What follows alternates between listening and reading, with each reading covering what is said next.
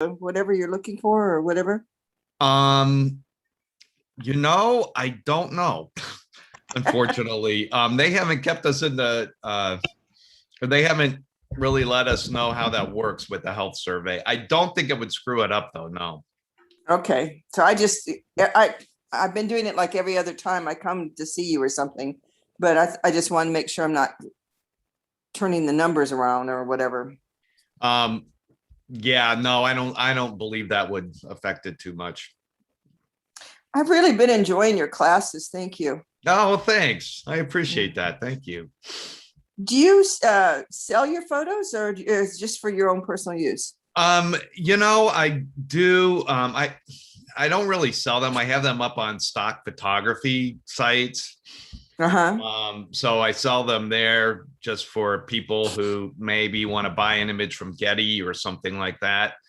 Other than that, I'll do like portrait photography for folks if they ask for it. But other than that, it's mostly for my own enjoyment. There you go. Yeah. Well, yeah, the last classes, you've shown some really beautiful photos of yours. Really, really nice. Oh, thanks. Thank you. Yeah. Yeah. It's my passion. Yeah, I can see that. I Yeah. put myself through college taking photos. Oh, did you really?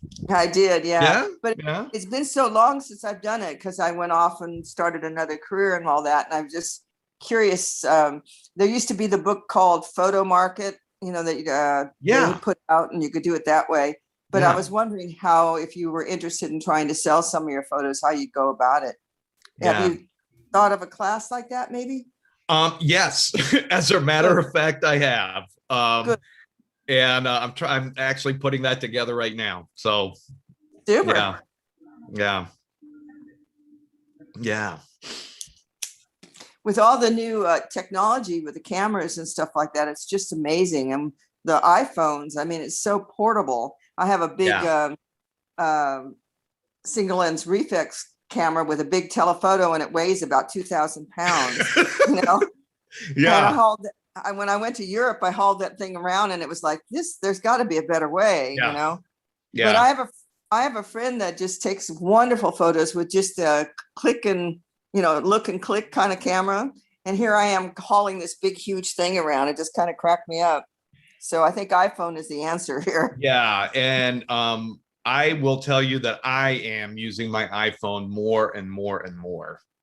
So because it is so portable, and there are times where I used to go on hikes and haul my camera around with me, and now I just use my iPhone. So yeah. Well, there's so many things. I mean, more and more classes you take, your eye really changes a lot, and you're seeing things that have been there all along, but you've never really looked at it from different angles. And having the iPhone with you, you always have your iPhone with you. Yeah. And now they have these little lenses that you can actually hang around your neck kind of thing. So there you go. We're set. Exactly. Just out of curiosity, what kind of iPhones are people using? Is it iPhone 8 or earlier, or? I have an iPhone 7, but I haven't been taking photos. I just recently retired, and it's given me a lot of opportunity now to think about, ooh, look at this. Before I was rushing to work, and I'd see something and say, oh, now I can actually say, and take a photo. So I have a 7. Okay. Kathy, how about you? Oh, you're on mute. Yeah.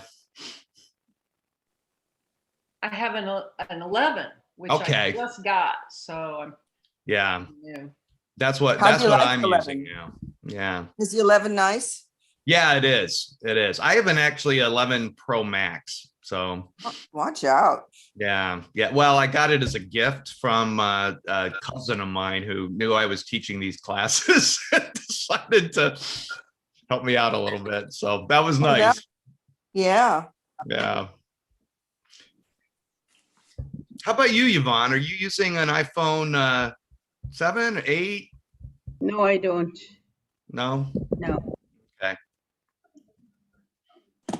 Okay. Anybody else? I'm going to go ahead and get us started since we're well into the hour.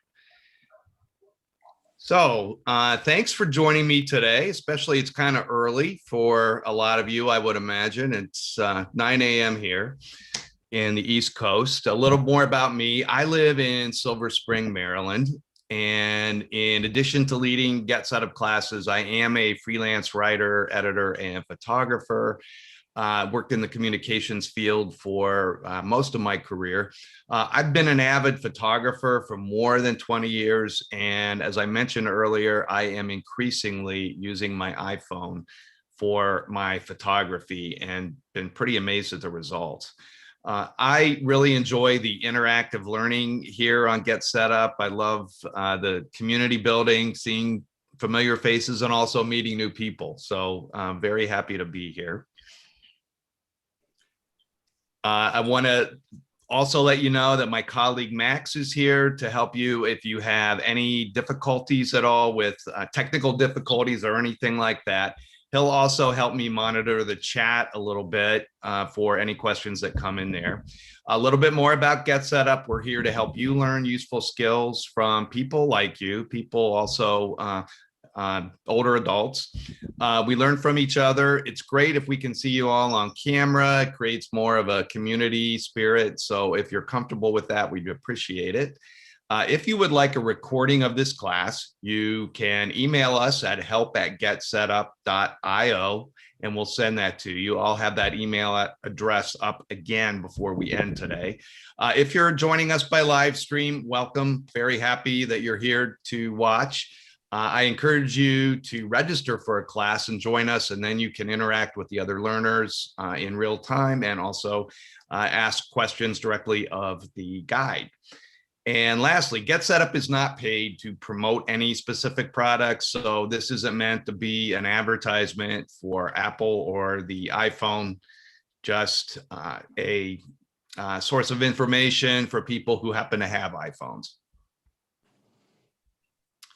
So what I want to walk through today is just helping you understand the various settings on your phone's camera and how to use some of the modes to take different styles of photos. And then we'll talk about editing photos right from your phone. There are a lot of editing capabilities built into it. If there is anything else that you are really interested in learning about today, I'm going to ask that you put that in the chat and I'll address that when I break for questions. I'm going to ask that we hold questions until I stop for a break, just so we can keep a flow going. That would be, I think that'd be the best way. And I can go back over anything that may have been, that I may have gone over too fast or might be too confusing.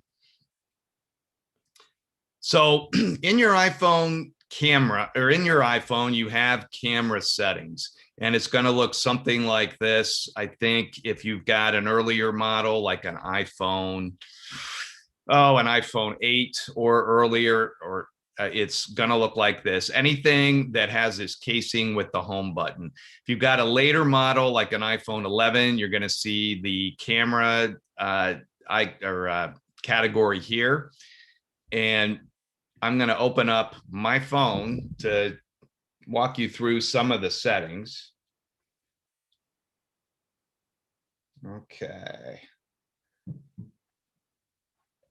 Okay, so here we go. So when you open up your settings, you just want to scroll down until you see camera. Sometimes you have to go a little ways to find it. When you click on that, you'll see all of these options here. Now, up here, these are mostly for video, and I'm not going to be going over video today. This is aimed at still photography.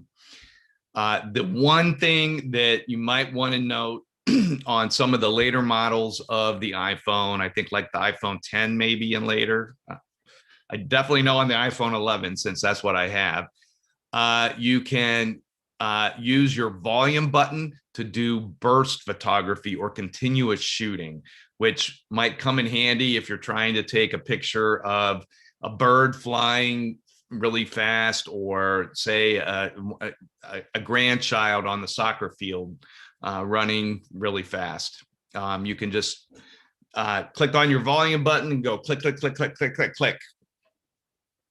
And somewhere in there, there's going to be in several of those shots, there's going to be one that's really going to look great for you.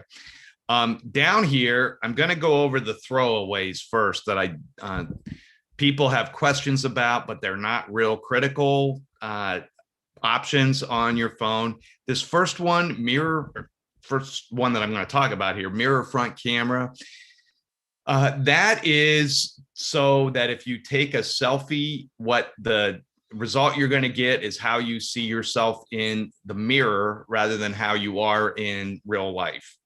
Apparently, some people, when they take a selfie, get a little freaked out at seeing themselves differently than how they look in the mirror. So Apple added that in. There may be another purpose for it, but I don't understand it. So view outside the frame is just going to, when you open up your camera, there will be a little bit of visibility. It's hard to see on my Zoom screen, but there'll be a little bit of visibility out here as well. That just helps with lining up your photo for a composition if you need it. Not critical.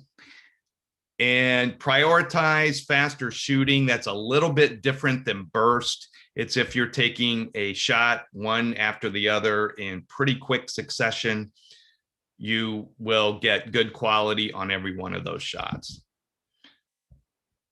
So up here, you'll see the grid. And this is really, you'll notice if I have this off on my camera, I just have a blank view frame here. If I turn on the grid, I'm going to have these really thin grid lines here.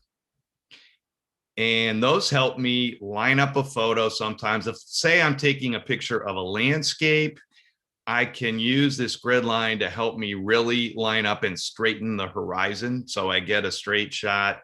If there's something vertical and I want it to be straight, I can do that as well. So you can opt to have those on if you'd like, but they don't have to be there if they get in the way for you.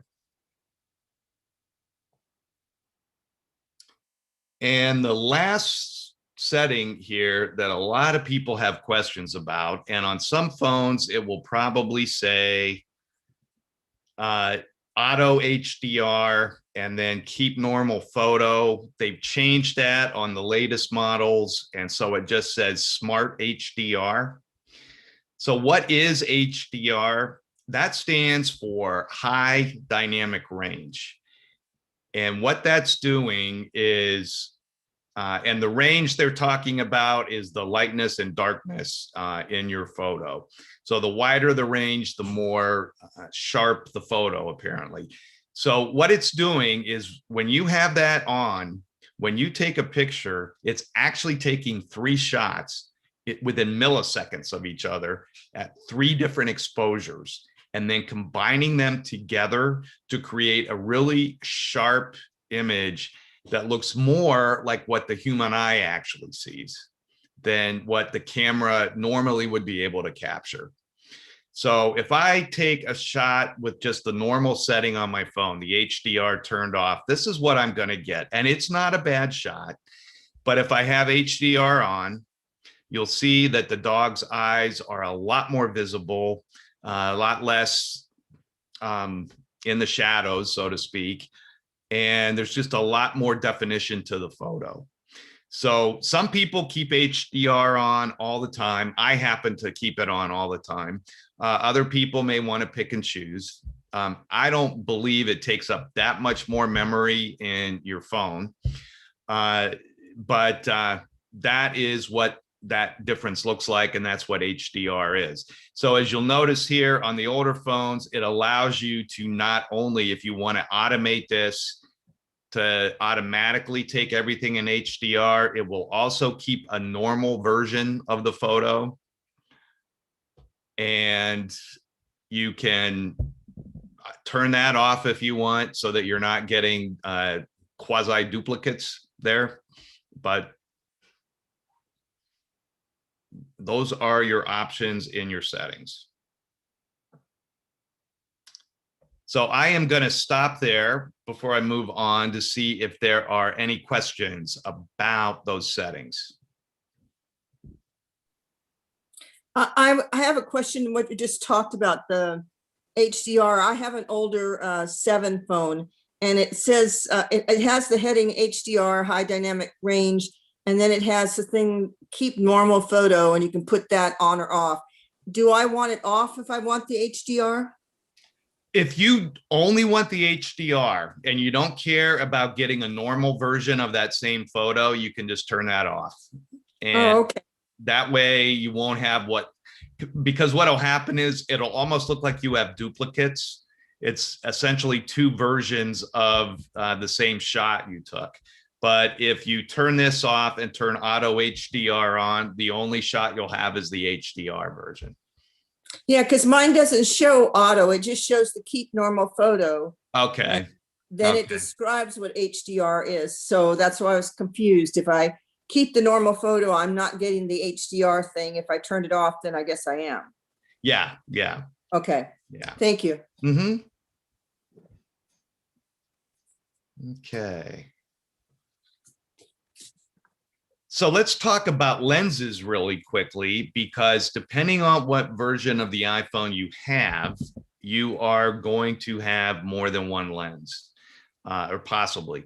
So on iPhone SEs, and I think the iPhone 8 and earlier, you will have a single lens, just one of these in the back here. They started, I believe, with the iPhone 10. I skipped from the iPhone 8 to the iPhone 11, so I'm not as versed with the iPhone 10. But they at some point added a dual lens. And on some of the latest models, they have 3 lenses. My phone now has 3 lenses. And what you'll see when you open up your phone is something that looks like, or open up your camera, I mean, it'll look like this. If you can see down at the bottom here, I have a 1x, a 2, and a 0.5. So whenever I open up my camera on my phone, it'll default to this, to the 1. If I want to do an ultra wide photo, I click on that 0.5 and it zooms out and I get much more into the shot. And if I click on zoom, it zooms in. So either way, I can adjust the setting or the parameters of what's in the shot, so to speak. If you do not have a dual or a triple lens, there is still a way to zoom in. On the older phones, you're probably not going to get quite the same results as if you have that zoom lens. What this is doing here is this activates my normal lens.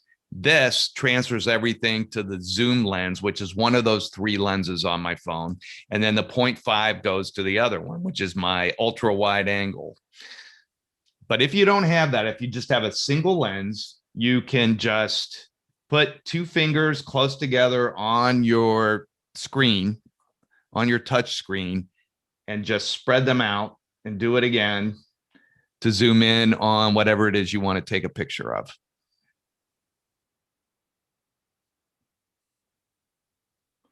And sometimes I think it's tempting for us to want to zoom in pretty close.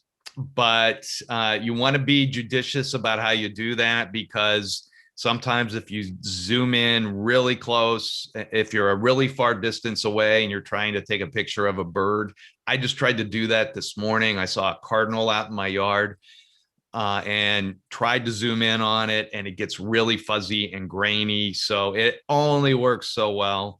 But it still is nice to have sometimes when you do need to zoom in on something a little closer than where you're standing. So those are your lenses.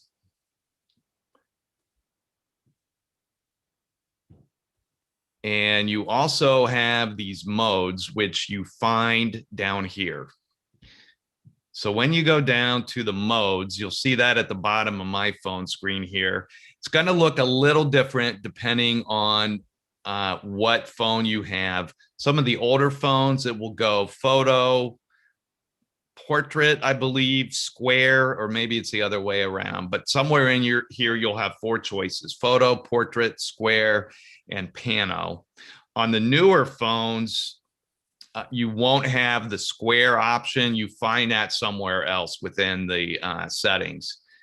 And so I would just have these 3. It's on the iPhone 11, for example, you'd have photo, portrait, and pano. Everything to the left of photo, which is where we'll default to when you open the camera again, is video related. And I'm thinking about putting together a video class with the iPhone. So that would be covered in a separate class, but just for still photography, you've got these 3 or 4 options. So the difference is if I take this shot right here, and I'll zoom in on it a little bit, and I'm going to take a picture of this flower. Okay, then I can try it on portrait setting. And hold on. There we go. And what you'll see here is there is my normal shot. What happens when I go to portrait, you'll see that this background kind of blurs out. That's a nice effect to get when you're doing certain types of shots. So say portraits. I mean, it says portrait mode. You're not limited to portraits. They started adding that portrait mode on the iPhone 7 Plus and 8 Plus models. If you just have a plain iPhone 7, the smaller version, or an 8, you're not, I don't think, going to find the portrait mode on there. All the later iPhone models have that, and some of the latest models will even have the portrait mode available for selfies, like this gentleman has done. But these are photos I've taken with my iPhone on portrait mode, and you can see you get that nice blurry background. And you don't even need to focus necessarily on people shots or portraits. You can do this with still life photos, flower photos. I've even done it with pet photos. So it's not just for portraits. If you do not have a portrait mode, there is an app. It's called Focos, F-O-C-O-S, that will give this effect to your photos. I teach a class on, it's called the Magic of Photo Apps, and I do a demo of that particular app. So if you're interested in trying to apply this, if your phone isn't capable of doing it, I invite you to sign up for that class and I can walk you through that. And the other mode you have is the, is the Pano mode. And that is for panoramic shots. That is going to give you pictures like this. So these were taken with Pano, and you see it's just this ultra wide shot. This is great for landscapes and cityscapes and things like that. You do need to have a nice wide area in front of you to really get a decent shot. And you can go 360 degrees if you want using this. I'm going to do a short demo of how this function works. You'll see here when I open this up, let me turn off my grid so it's a little more visible. There we go. Okay. So I have this activated, and you'll see this yellow line in the middle of my view screen. So I want to keep this white line on that yellow line as I pan. I'm going to pan this room, which is not conducive to a panoramic photo, but I just want to show you how this function works. So when I get ready to start capturing what I want in this photo, I'm going to click my shutter button here and I will pan the room. And when I've got everything in there, when I'm done panning, I'll click this again to turn it off.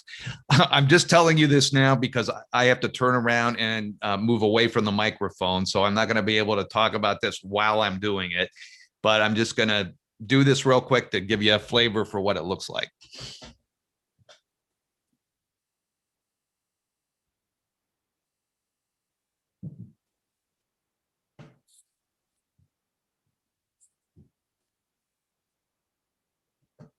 So I'm just panning the room. And as I'm doing this, the camera is capturing everything in here and stitching all of this together. So when I'm done, I end up with this. So it's a very wide, much wider photo. It's captured much more than I would have been able to fit in to a normal orientation shot. So again, not really conducive to a small room, but great if you are on a hike or at a national park and you've got this beautiful vista in front of you and you want to capture a photo of it like this. They do make frames for photos with these dimensions or frames for those. You can buy those probably on Amazon or maybe on at a home goods store or something like that. Michael's has them. Michael's, yeah, okay. Mhm. Yeah. So that is a walk through your basic modes. If you do have that square mode, I'll walk through how that works shortly. For people with a later model, it's going to be on a different part of the setting or on the, the settings. So any questions? I have one. Yeah, sure, Carolyn. Okay, so the Pano, what's the difference between the Pano and the video? And the video? Yeah, like you took the Pano and you saw the whole room. Yeah. Now what about when you do a video and you did a video of the whole room? So if I did a video of the whole room, it would just show me, it would be a video of me panning the room. Okay. Whereas this creates a still photograph. Oh, okay, got it. Yeah. Got it. Yeah. Thank you. Mm-hmm. Sure. Anything else I can answer? Okay. Okay, so when you open your phone, you will, depending on the model you have, you're either going to see something that looks like this with some of, let me expand this a little bit. Okay, there we go. So it will look, whoops, it'll look something like this, where you've got these symbols up here, showing up here. If you've got a later model, like an iPhone 11 or later, they sort of conceal these. So what'll happen is you'll see this little arrow or caret up here. And if you click on that, it will point downward and turn yellow and open up all of this down here. So I'm going to do that on my phone. You can see I don't have any of that down here. I'm going to click there. And it opens up all these different options. So let's walk through what these are. This one is probably pretty intuitive. It is your flash. I have mine turned off. I'm not a big fan of using the flash. I just don't like the effect it gives. Sometimes it washes out faces and maybe gives red eye. In some, the flash can create red eye in some people shots. But if you're in really low light and you really need it, you can turn it to on. If you turn it to auto, it will just automatically come on when it needs to. There are some sensors in the phone that will pick up on that and sense the lighting. When you want to close it, you just click on that icon again, press your thumb on that phone or icon again, and it goes away. So on an iPhone 11, since we're talking about lighting, I think they added this with the iPhone 11. You'll notice here, it keeps cropping up. There's this little crescent moon here. That is my night mode. And typically you won't see it if you're in a well-lit room because it doesn't need to be on. But when you step into any kind of low light, it's probably going to pop up here. And I'm going to cover my lens for a minute to create some darkness. And you'll see up here, this pops up. This little yellow tab. I've got that crescent moon again, and it says 3 seconds.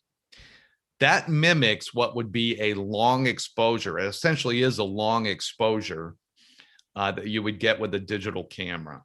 So what happens is when I press this, the lens is going to, or the shutter is going to stay open for 3 seconds and allow enough light, natural light, to come into the lens so that a photo taken at night or in the dark is going to come out much more clearly. And you'll see things that might otherwise be obscured will be more visible in the photo. When I do this with my digital camera, I have to set it on a tripod. And I remember doing this in New York City once. I wanted to take a picture of the Brooklyn Bridge at night. And so I had to sit it on a tripod and set it to long exposure so that the lens or the shutter stayed open for like 3 seconds, 4 seconds to allow enough light to come into the lens. This is essentially doing the same thing. It's a lot more forgiving when it comes to camera movement. And so you probably won't get the shaky look at all that you would if you're doing a handheld camera.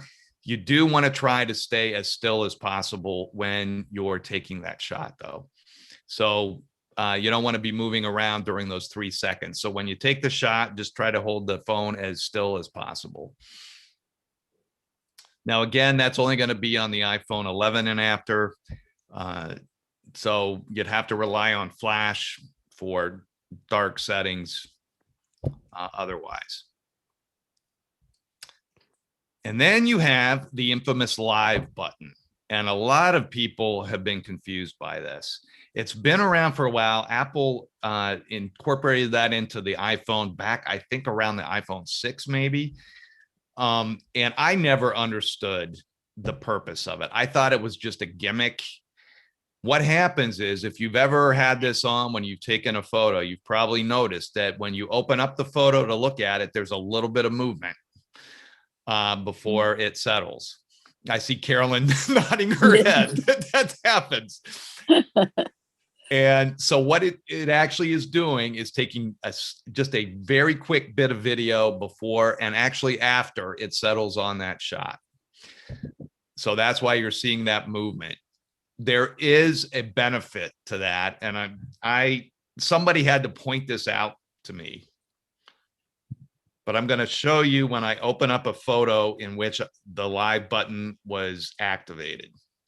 So I took this shot of my nephew, and if I open this up, I'll go up here. We'll go more into editing in a few minutes, but I'm going to open this up. And down here, you'll see it senses that this was I was taking this in live mode. And I'll click on that. And as you'll see down here, it opens up all these frames. So all of this was captured when I took that shot. So if I go down to the end here, well, let me go back a minute. This is the shot it settled on.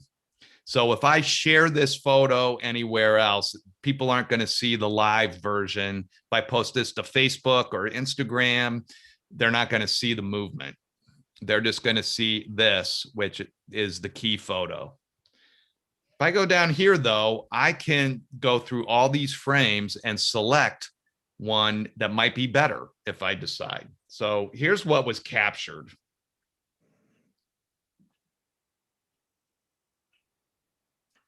So say that I don't like where it settled and captured the still photo. I can go to a different one within these frames and make that the key photo.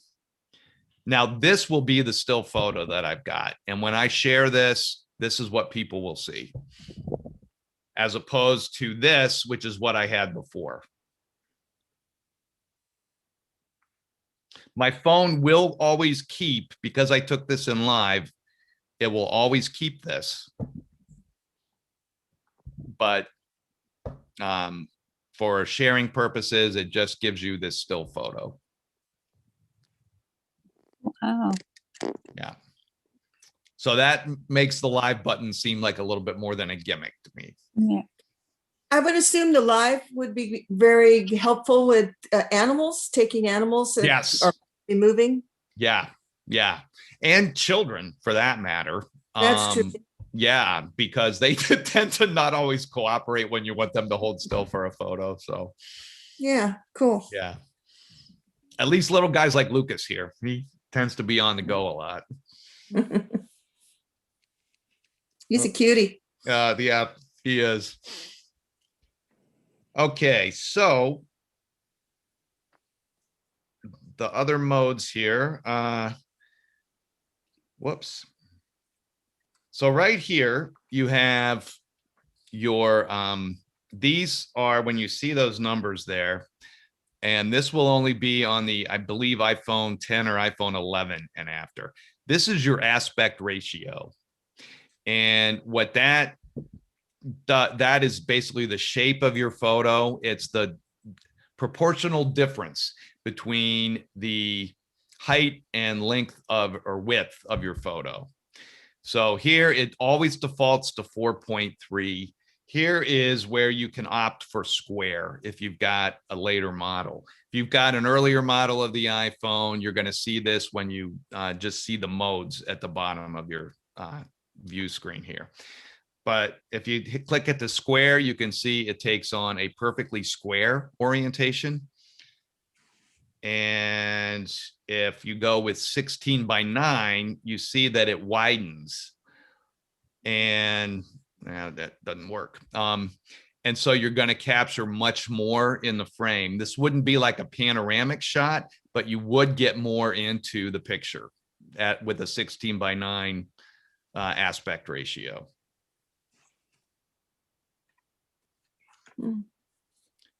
This one here is your exposure. I really don't touch this, to be honest with you. The phone is pretty good at getting the right exposure on all your shots. So I just don't mess with it.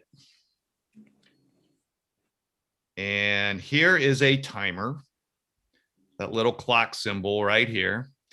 If you want to, where this might come in handy is, say you're taking a group shot, like a family shot or something like that, and you want to be in it, but you're the one with the phone or the camera. What you can do is mount that phone on, say, a tripod or a mini tripod or something like that, and set the timer to go off after 10 seconds. So I've got it set for 10 seconds. I'm going to press here to activate it. I've got time to run around and get into the group so I can be included in the shot. And there you go.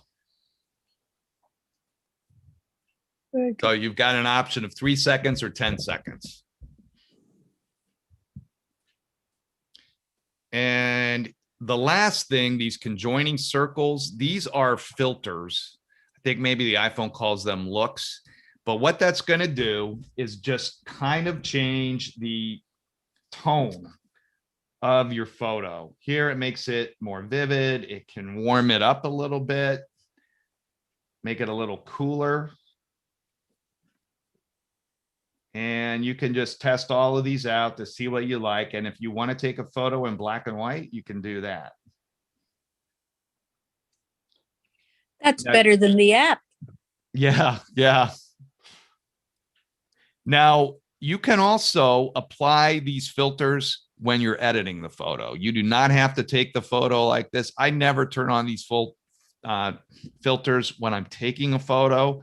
but a lot of times I might apply them when I'm editing the photo later.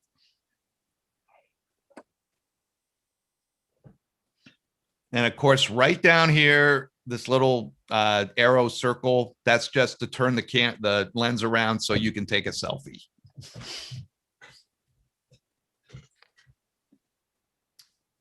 Okay, so those are all your basic settings.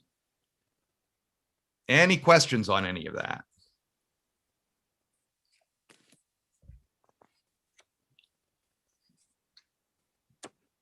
I do see Cindy had a question about the external lenses to add.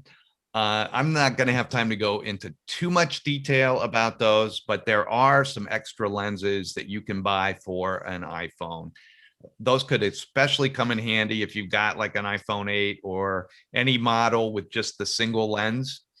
But they will allow you to make an attachment. I'm trying to see if the kit I bought will have this little clip here that fits over the phone. So I put that over the lens on my phone and then screw one of these lenses into the opening there and it would go over my lens, and I can get a macro photo or a telephoto, telezoom shot, or an and I think even a fisheye look in that kit. You can buy those on Amazon or probably maybe a Best Buy's website, or if you go to a Best Buy. And they most of them are compatible with any kind of phone. So if you want to look for those online, they're usually called lens kits, smartphone lens kits. I was just wondering if they were worth the investment. So I'm going to tell you that I bought a kit and I'm trying to decide if I just made a lousy purchase. I spent $30, which I thought was a pretty good deal. I did see some that are a lot more expensive. I was not bowled over by what I got. So you may want to do some really intensive shopping or research to find out what might work better. I'm planning on doing that too, because I had envisioned creating a class on those phone camera attachments. But right now, with the first kit I've tried, I haven't been too impressed. So stay tuned. If I find that there are better ones out there, I'll go through that. Maybe with the 11, we don't really see much difference because of the lenses we have. That's what I'm wondering, because I can zoom in so much more than I could with my iPhone 8 and zoom out. So it may be I just don't need those, but I think they will come in handy if you've got just that single lens. Yeah. Yeah. Okay. Any other questions on the camera settings itself? I'm going to show you a few tips on editing in a sec.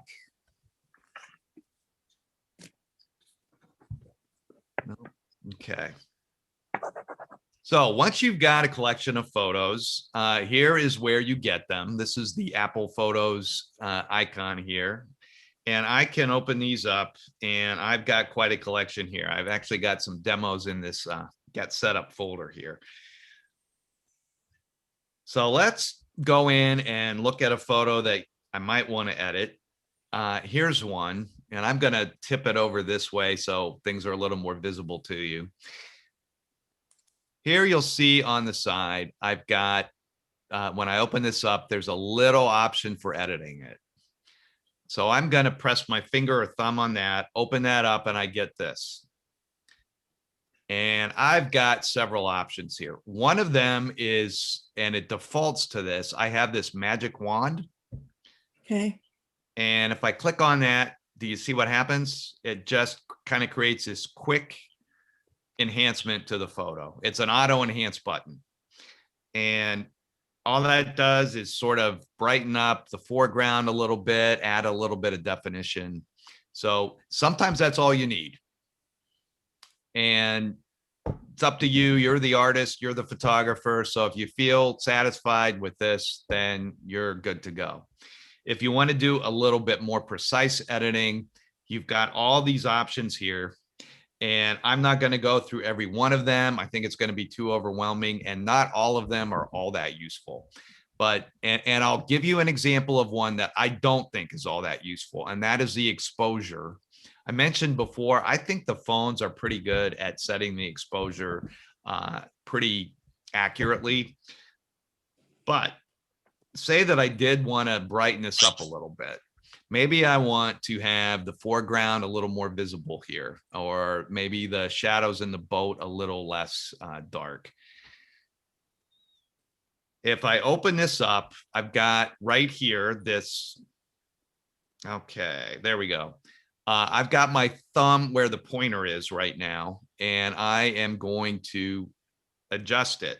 These are all adjustments.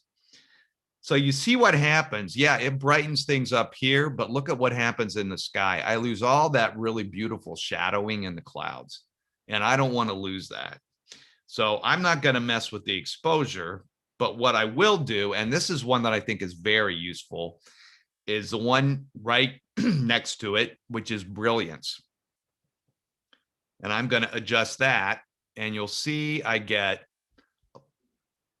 much more vividness and brilliance or brightness right here in the foreground, but I don't lose anything in those clouds. So brilliance is one you might want to get acquainted with if you're ever wanting to make an adjustment to a photo. The other one I usually play around with sometimes is contrast, which just adds a little bit of drama to a photo sometimes. And the other one is vibrance. That's this multicolored one here. And you'll see that if I adjust that, it adds a lot more color and brightness to the photo.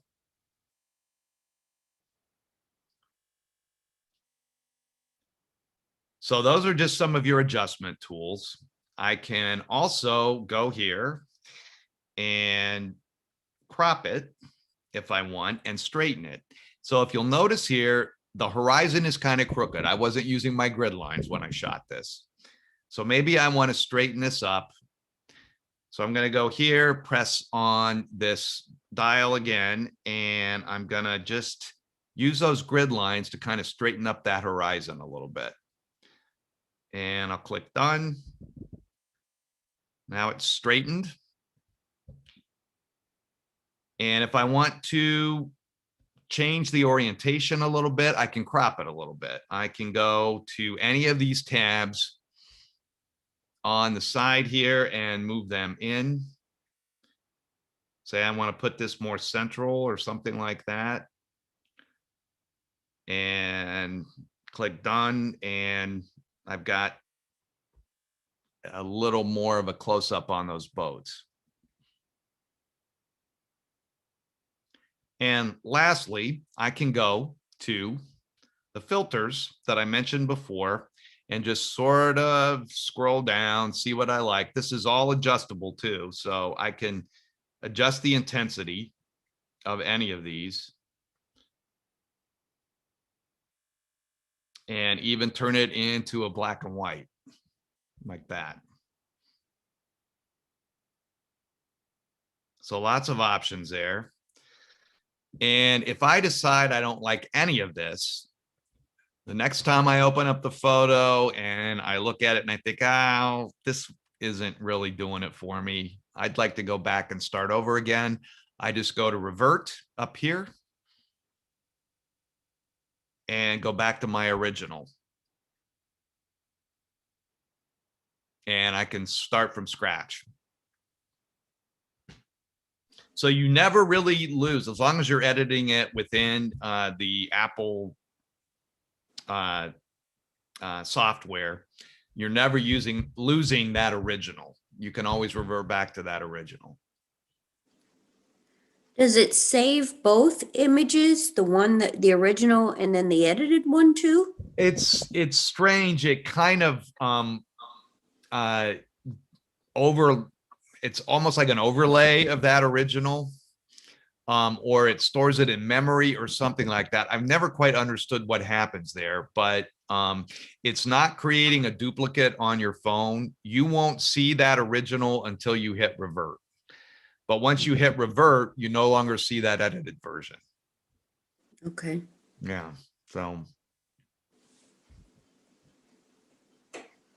So any questions on the editing?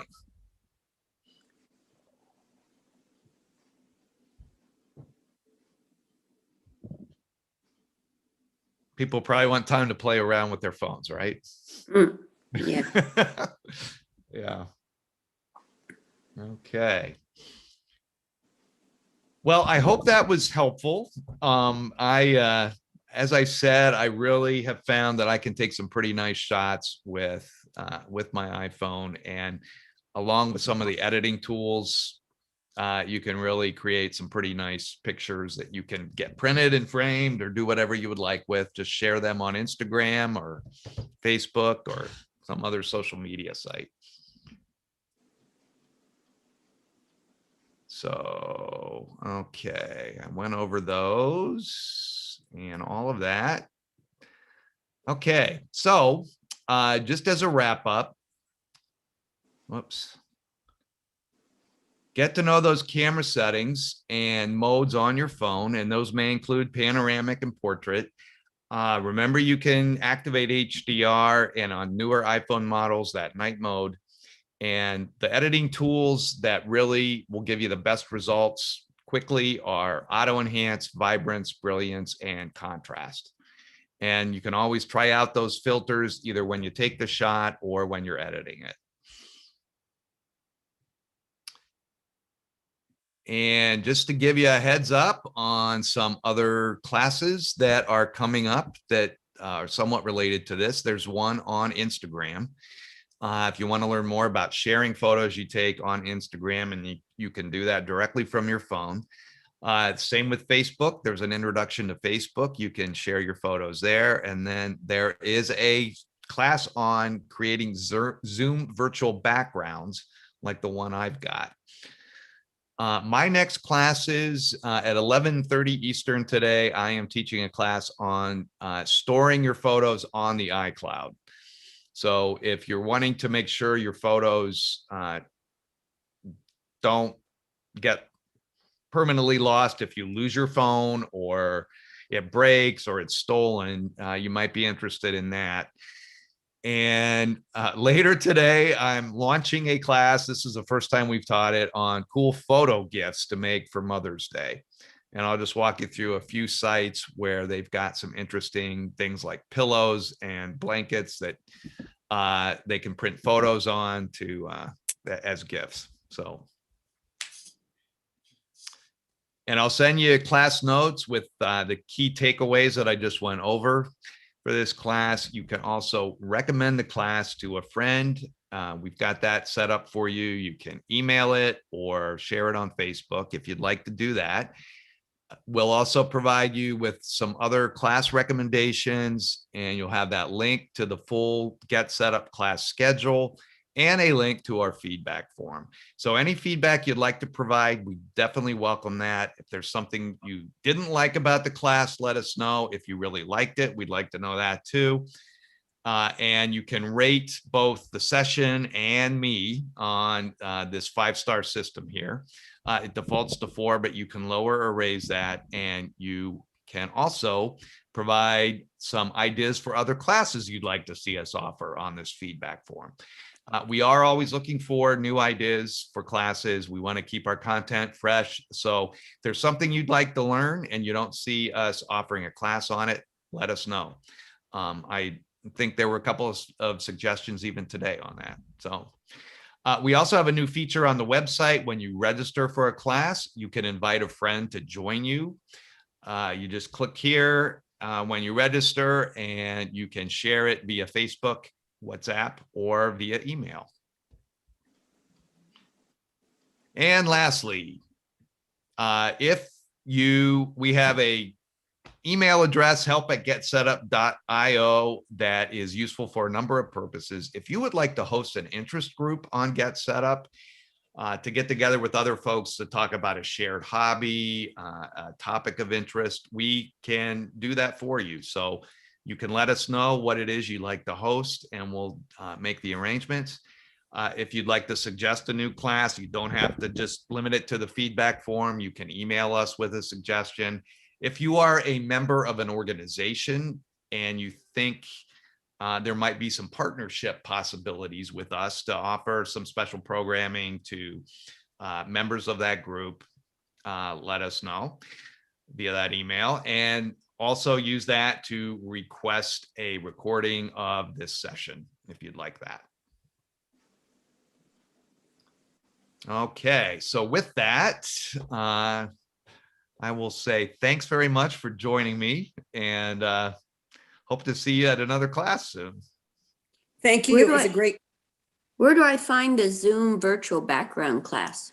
That should be on the schedule. If you look on the website, I'm not sure exactly what time that is, but it should be listed on the website. Okay. Even if you do a search, just put in the search field Zoom, that Mhm. should pop up. Okay. Thank And you another- so much. That was like the greatest course ever. Oh my gosh, thanks. That was better. Thank you. That was It better than great, when I really went- good. That was better than when I went to an Apple store on a class. That Oh, yours was okay. better. Wow. I learned more. So there you go. Well, You I'm better- glad to hear that. I'm really You could glad have to a side job at Apple. hear. Yeah. Well, Thank thanks. you. Thank you. Okay. I have a question. What is the .io? .io. Yeah, we've had a lot of questions about that. .io is a new internet suffix. So I'm not sure what it stands for, but it's the equivalent of .com or .net. And I think maybe they ran out of .coms and .nets, so they had to add .io. But Yeah, okay. yeah, so. All right. Yeah, I enjoyed the class. Well, thank you very much. I enjoyed spending the last hour with you, and hope to see you all again soon. See you at 11:30. Okay, sounds great. Take care, everybody. Bye. Bye.